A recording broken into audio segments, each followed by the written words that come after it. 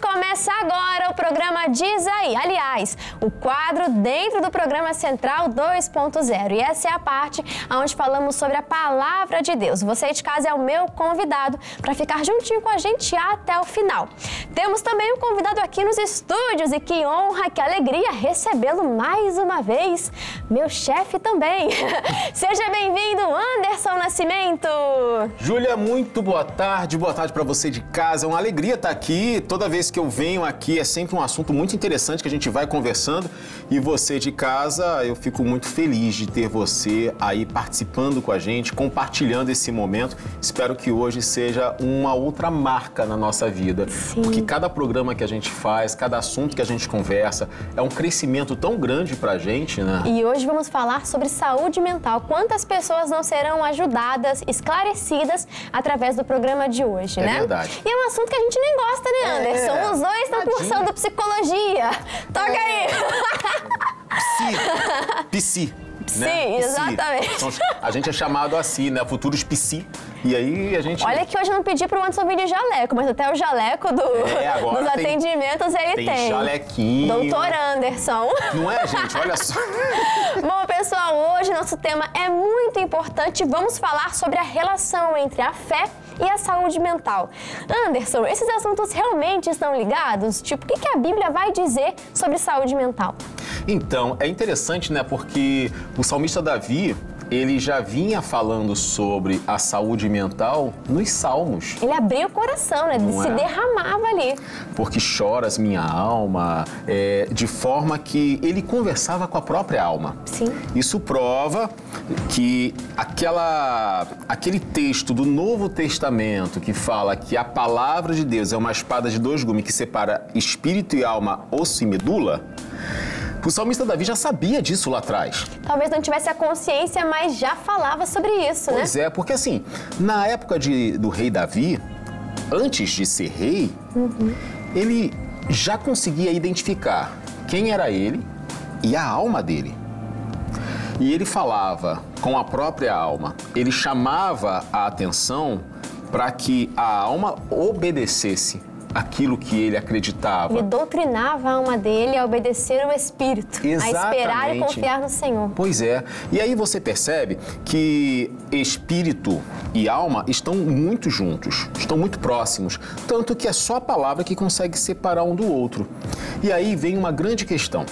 Quando a gente não consegue manter uma vida espiritual alicerçada, quando a gente ora por obrigação, só por obrigação, e só na igreja, quando vai ler a Bíblia só no culto, a nossa vida espiritual está de ladeira abaixo, né? Porque você foi chamado por Deus para ser o embaixador do reino, embaixador do rei, trazer o reino de Deus para essa terra, ser representante de Cristo, não representar como um teatro, um personagem falso, mas ser uma pessoa que vai transmitir o que Cristo deixou de ensino pra gente. Sim. E aí você percebe que quando você não está vivendo uma vida com Deus, as outras coisas começam a tomar um primeiro lugar, e é normal, né? O trabalho ocupa mais lugar do que a vida espiritual, a família ocupa mais lugar do que a vida com Deus, um namoro, um amor define. E às vezes eu percebo, Júlia, eu vou fazer uma curva aqui. Sim. E às vezes eu percebo que quando a gente está perdido na nossa identidade em Cristo, a gente aceita qualquer identidade. Sim. Eu conheço pessoas que no início da vida adulta, ele tinha amigos. E os amigos iam para baladas à noite, final de semana, faziam assim coisas que não convém nem a gente falar. E ele seguia aquele caminho. Quando ele começou a ficar mais velho, ele conheceu uma pessoa, casou-se com ela e passou a ter a identidade de família, homem de família. E caminhava ali. Você percebe que teve uma mudança de identidade, né? Porque ele era uma coisa, ele vivia de uma forma e mudou. Sim. Passou um tempo, ele começou a ter outras amizades e começou também a ter alteração da própria identidade.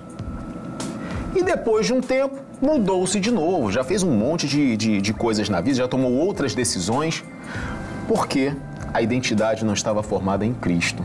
Porque quando você sabe quem é em Cristo, as coisas vão vir possibilidades para você fazer um monte de outras coisas, mas você sabe quem é você. Você sabe que você está num caminho e no caminho. O próprio Deus, ele se responsabiliza. Olha, eu acho isso fantástico. Ele fala assim, eu te mostrarei no caminho que deves andar. Eu te mostrarei no caminho, vou estar ali, ó, te mostrando no caminho. O caminho é Jesus, é a palavra, beleza. Mas Deus, ele se compromete, eu vou estar com você, porque eu sei que não é tão fácil assim. Ele fala que vai estar no caminho. Então, às vezes, não é só antes te dando a direção do caminho, mas no processo, a cada etapa, né? A cada coisa que você vai vencendo, Deus está ali. Mais uma vez. Exatamente. E aí, só fazendo agora, voltando para o nosso assunto, Davi, ele olhava para a alma e ele sabia que ela precisava estar sujeita a Deus. A relação entre espiritualidade e saúde mental, a gente precisa entender que a nossa saúde mental, como a física, precisa de cuidados, mas ambas precisam estar sujeitas à palavra de Deus. E se existe alguma disfunção, como é que a gente consegue identificar se é de ordem natural, né? Ou seja, do corpo, da mente, ou se é de raiz espiritual? Pois é, isso é uma questão muito interessante. Por quê? A gente sabe que na mente, na alma, é onde acontece a grande batalha, né? Carne e espírito, ali, o confronto. Como vou saber se é ou se não é? E quando tem um transtorno, e existem vários transtornos, né? Existe transtorno de ansiedade generalizada, transtorno obsessivo-compulsivo, tem síndrome do pânico, tem o TOD, tem o burnout, tem... Olha, é incrível como tem uma variedade de transtornos. E como saber qual é qual? Eu vou falar sobre um que é uma raiz do transtorno obsessivo-compulsivo, que é o TOC. O TOC de questionamentos e pensamentos religiosos. É aquela pessoa que ela é cristã, ela conhece a palavra, ela ora, mas na mente dela, ela começa a ter pensamentos relacionados a Jesus, a Deus, à igreja, a pessoas cristãs de forma pejorativa, como se fizesse uma aberração. Vou chutar um pensamento aqui que é só para exemplificar. É como se a pessoa está na igreja e o pastor está falando da crucificação de Jesus e na mente dela vem ela jogando uma pedra em Jesus na cruz. Nossa! Isso pode parecer até, nossa, mas eu nunca pensaria isso. Mas a gente em si não pensaria nisso. Mas o transtorno obsessivo-compulsivo religioso traz essa imagem à mente sem a gente querer. Que coisa, não? E a pessoa fica assim, fui eu que pensei isso? Foi do toque ou foi um demônio? Fica uma confusão até a pessoa entender. E o triste, Júlia, é que a saúde mental é tão pouco falada que as pessoas não conseguem identificar o que é, o que não é. Por falta de conhecimento, né? O povo perece por falta de conhecimento. E é interessante que conhecimento, a Bíblia Gente, a Bíblia é fantástica, porque ela fala falta de conhecimento. Não foi falta de sabedoria, foi conhecimento. E o conhecimento, ele é amplo demais. É conhecimento da palavra, é conhecimento das questões humanas, é conhecimento da evolução da história, é conhecimento no geral, é conhecimento geral mesmo. Se falasse sabedoria, teria que ser o conhecimento da palavra com o viés do Espírito Santo, mas não.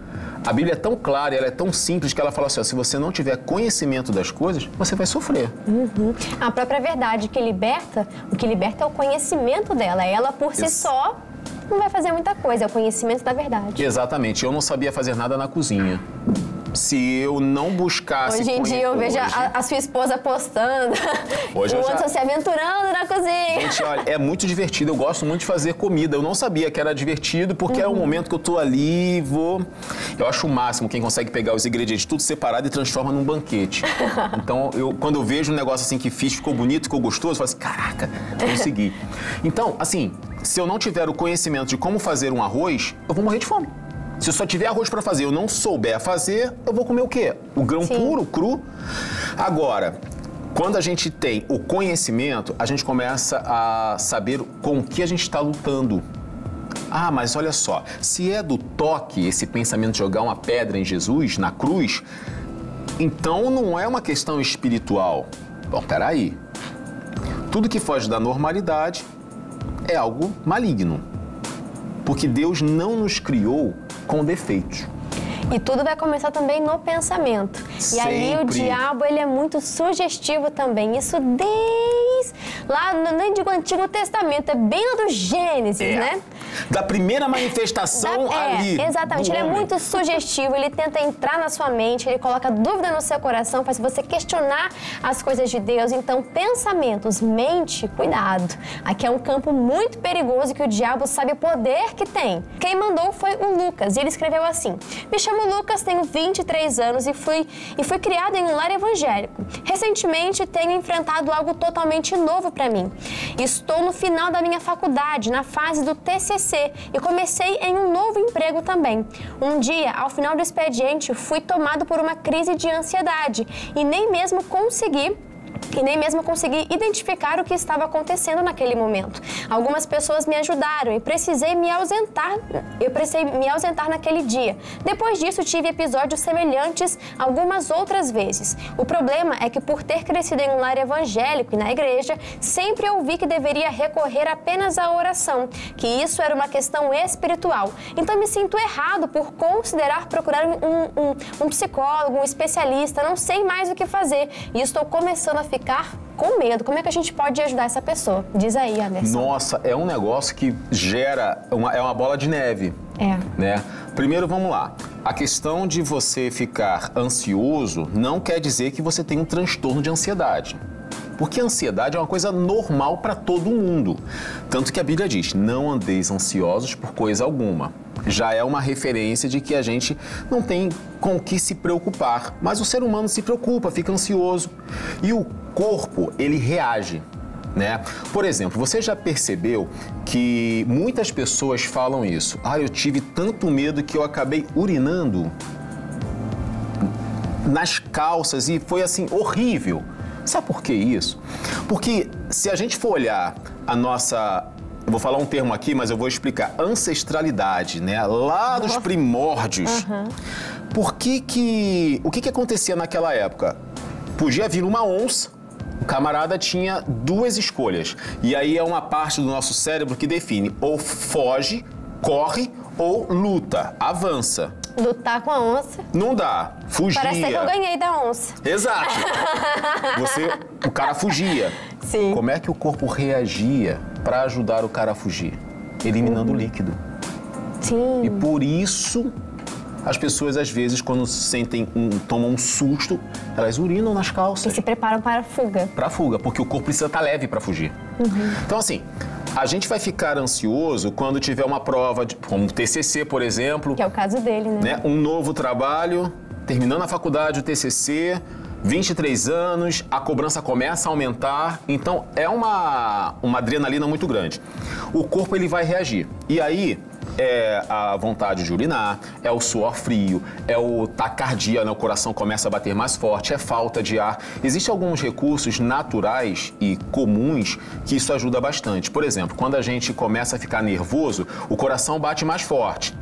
Ou seja, a nossa respiração começa a ficar ofegante. Sabe o que acontece? A gente puxa muito oxigênio e a gente não solta o gás carbônico. Não tem jeito, o corpo vai reagir. Por isso aquela técnica da respiração é tão fundamental quando você fica ansioso. Você inspira em 3, segura 3 e solta em 6. Porque você respirando em 3 segundos, 1, 2, 3, segurou 3 segundos e vai soltar em 6 segundos, porque você vai soltar o dobro de gás carbônico em relação ao oxigênio que você puxou. O teu corpo, vou acabar com o problema? Não, mas vai começar a ter um equilíbrio no teu corpo. E quando nós olhamos para o caso dele, a gente vê que por crescer num lar evangélico, praticamente dentro da igreja já, ele enfrenta dificuldades porque, de repente, acham que é falta de fé, falta de Deus, e é errado o cristão procurar uma terapia ou ajudas, assim, humanas. Pois é, uma pessoa que sofre de hipertensão tem que procurar um cardiologista. ele às vezes nem precisa tomar remédio. O cardiologista pode falar assim, olha, acho que se você fizer um exercício físico, a pressão pode voltar ao normal e a gente não entra com medicação. Isso é algo físico, a hipertensão é algo físico. A ansiedade é algo mental. Não quer dizer que a pessoa está maluca e nem está endemoniada. Mas não é comum vermos pessoas orando para ficarem curadas da hipertensão? Sim. Também é comum e é normal termos pessoas orando para ficarem livres dessa ansiedade, do transtorno de ansiedade. E aí vem a questão. Se eu procuro um médico para tratar a saúde física e faço a oração para ficar curado do problema físico, por que eu não posso procurar um médico da questão psíquica e orar também? Ah, mas ele vai me passar remédio, eu vou ficar dependente. Olha, hoje tem muitas medicações que não deixam mais ninguém dependente. Mas eu não posso deixar e abandonar minha fé. Porque eu posso orar, porque da mesma forma que Jesus levou a hipertensão, a diabetes, a osteoporose na cruz do Calvário, ele também levou a ansiedade. E todos os problemas também de ordem mental. Tudo, ele levou tudo. Não existe nenhuma impossibilidade. Eu fiz recentemente uma novela da vida real da mulher que tinha 12 nódulos no seio. E ela ficou curada de todos. É incrível quando a gente vê o mover de Deus. Mas Deus cura o nódulo. Deus não vai curar a ansiedade. Opa! É quase aquela pergunta, né? Jesus fala assim, teus pecados estão perdoados. Aí a pessoa fala assim, mas você não pode perdoar. Assim, o que é mais difícil falar? Teus pecados estão perdoados ou levanta e anda? E se eu perguntar pra você antes, você já tomou um dipirona na vida? Já! Tá, mas acho que é o mais comum quando fala dor de cabeça, já lembra de pirona, né? Tem gente que não gosta de tomar remédio, mas chega uma hora que não aguenta a dor de cabeça, vai lá e toma um remédio. Ou quando o médico passa, você vai fazer o quê? E a cabeça a gente fala o físico, né? Porque assim, às vezes o problema é e reflete uma dor de cabeça e o remédio mascara, tem isso. Exatamente, é verdade. Mas se você toma um remédio para uma dor de cabeça, por que não tomar um remédio se for uma necessidade, né? Se tiver uma indicação, uma receita médica, também para cabeça na mente, no caso, né? Exato. Não vai tomando Rivotril assim, de qualquer jeito, não. Não é isso não, gente. Tem que ter um médico, e o médico que cuida disso é psiquiatra. Só ele pode passar remédio. O psicólogo não passa remédio. Ah, mas eu quero resolver o problema. O psicoterapeuta, o psicólogo, vai te orientar, vai te ajudar muito. Agora, quem vai passar o remédio, se você precisar, é o psiquiatra. E é um trabalho em conjunto também, né? Exatamente. Não tenha medo de ir em psiquiatra, não. Você não vai estar sendo endemoniado, não vai estar sendo, não vai ser excomungado, não vai estar sendo maluco por estar indo no psiquiatra, não. O psiquiatra não trata só de esquizofrenia, que é uma doença séria também, mas o psiquiatra trata de transtorno de ansiedade, de toque, de TOD. TOD? TOD, que é o desafiador. É aquela pessoa que tem o TOD e ela não aceita nenhuma autoridade sobre ela. Ela rebate, ela bate, ela agride. Essa não tinha ouvido falar, até o nome é diferente. Essa é também complicada e precisa do acompanhamento. Eu conheci um jovem que ele, aos 17 anos, ele iniciou o processo de esquizofrenia. E ele não queria tomar o remédio. A mãe dele, era madrasta na época, falou assim, olha, você tem que tomar o remédio. Ele me ligava. Quer dizer, a mãe dele me ligava, falou assim, Anderson, fala com meu filho. Ele não quer tomar o remédio. E ele está começando a querer agredir, ele está começando a se revoltar, a fazer um monte de coisa. E ele só vai ouvir você. Aí eu ligava pra ele, eu ficava mais ou menos 45 minutos a 1 hora conversando com ele. Nossa, era um atendimento, né? Era um atendimento. E eu falava assim, o que aconteceu? Eu falei assim, não, mas eu creio que eu estou curado. Eu não preciso tomar remédio. Porque Deus falou comigo na Bíblia que eu estou curado. Eu falei assim, que bom que você está curado. Mas quem falou que você não precisa tomar o remédio? Não, mas se eu estou curado, eu vou tomar isso pra quê? Eu falei assim, pois bem, mas quem passou o remédio pra você? Foi o médico. Então, só ele pode tirar o remédio de você. Não, ele falava assim, não, Anderson, se você falar pra mim que eu não preciso mais tomar o remédio, eu não tomo mais. Olha a responsabilidade. Aí eu falei assim, mas você precisa tomar até você voltar. Quando é que você volta no médico? Aí eu volto semana que vem. Então, toma até semana que vem e lá você fala assim, olha, doutor, eu tô curado. O senhor pode me liberar dos remédios. Fala pro médico. Se o médico concordar, beleza, segue em frente sem o remédio. Mas se ele falar para você tomar outros remédios ou continuar, continue. porque ele sabe do que o seu corpo precisa. Agora, isso não pode invalidar nossa fé. Falando de Ana, quando estava chorando pedindo um filho, ela era estéril. Mas ela não se calou, ela continuou orando até que o milagre aconteceu. Por mais que tudo pareça impossível, ela continuou orando.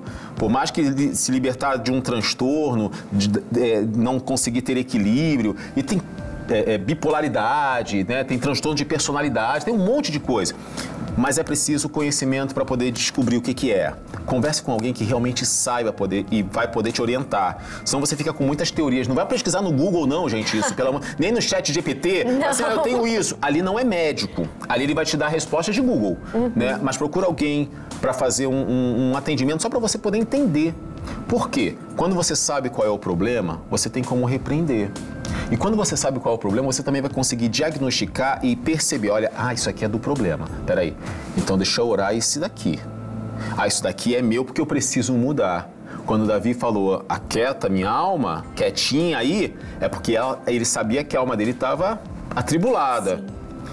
Mas se fosse um problema, ele teria uma outra percepção. É também pedir esse discernimento a Deus, né? Porque se a gente pedir, Deus vai também abrir os nossos olhos para poder entender, compreender qual que é a raiz daquele problema, se é de ordem natural, espiritual, e sabendo qual que é a raiz, fica mais fácil você tratar. É muito mais simples assim, né? Porque senão você vai dando murro em ponta de faca, você não resolve o problema. Atira para todos os lados, né? Por isso que tem o dom do discernimento do espírito, né? A gente precisa disso. Peça ao Senhor, então, esse dom. Anderson, muito obrigado por tudo que você acrescentou no programa de hoje. Antes da gente encerrar, faz aquele convite, assim, eu sei que dentre tantas programações que você participa, apresenta, o CJC News, como que funciona, que dia que passa e por que essa pessoa tem que assistir? Olha, você não pode perder. Primeiro, eu quero agradecer muito por estar aqui, poder estar aqui falando sobre esse assunto, e acredito que muitas portas vão se abrindo do nosso entendimento, do nosso conhecimento, para a gente não ser enganado, né? Porque assim, o Diz Aí, ele é um quadro, é um programa, é um momento em que a gente vai ver na prática as coisas da palavra. Sim. Como eu vivo aquilo. É um divisor de águas quando você vive sem o Diz Aí e quando você passa a ter o Diz Aí. Porque você vai ver, a Bíblia diz isso, tá? Mas como é que isso se reflete na vida? Esclarecer as coisas é muito importante. Então, isso aqui é importantíssimo, gente. Agora, no CJC News, a gente está de segunda a sexta, às 6 horas da noite. A gente tem notícias, a gente tem entrevistas, a gente tem, vai entrar, né? A gente já está se preparando aí para ter um momento de esporte, porque você sabe que eu sou muito bom no esporte, sei, né? Eu também, Anderson. Olha, a gente já viu no Central, quando na 1.0, né? Maravilhoso! Pois é. Então, vai ter mais esporte, vai ter muito mais notícias Brasil e mundo, e a gente está assim com uma alegria muito grande de já poder estar no ar. Espero que você possa acompanhar a gente daqui a pouco, às 18 horas, tá no CJC News. Tamo junto, Anderson! Muito obrigada, Julia, mais uma vez, e obrigada a você de casa. Um grande abraço e até a próxima. Tchau! Pessoal, você que acompanha o canal CJC e acabou de ver um vídeo do Diz Aí, tenho certeza que você gostou muito. Então deixa já o seu like, escreve aqui nos comentários o que você achou do programa, sua sugestão pra gente também. E aproveita, se inscreve no canal e já ativa o sininho para ficar por dentro de qualquer vídeo novo que a gente colocar aqui, combinado? Um beijo!